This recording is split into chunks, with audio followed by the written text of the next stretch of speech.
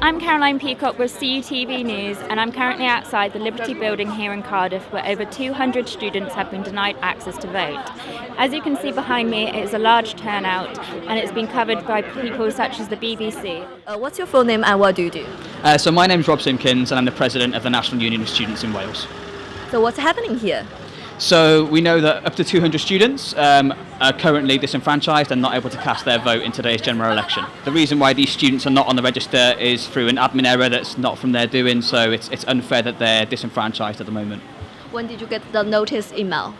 So we were told a couple of days ago by students from University of South Wales, and we were highlighted to that by their students' union. Apparently they'd been liaising with the Electoral Commission and the local council for a number of days. The council have chased up some students that had issues and dealt with them, but unfortunately not everyone was able to be chased before the 26th deadline. However, they can still get them on the register, and frankly we believe it's their duty to do so. We think there's been basically a mess up with postcodes. There's a number of postcodes associated with this particular building, and they all yield different results.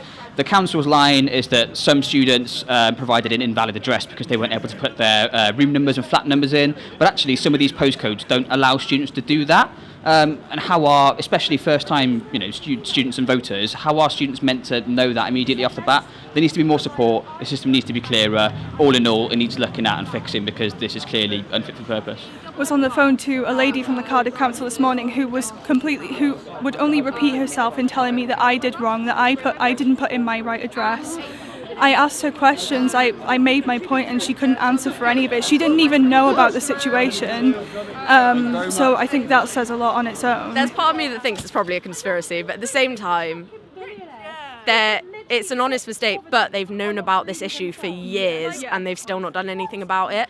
So on the one hand, I understand it may not be their fault, but on the other, they've not done anything about this problem that they've known about for ages. They're quite clear to make out that the onus is on the electors, but I mean, this isn't an isolated incident. We're talking 1,000 people across Cardiff Council had this issue. They managed to get through 800 of them, which is fantastic, but this means that 200 people have been left without the ability to vote today. So students, get in touch with your issue. If you're having any issues, they can support you and make sure that you can cast your ballot today or get as close as you can.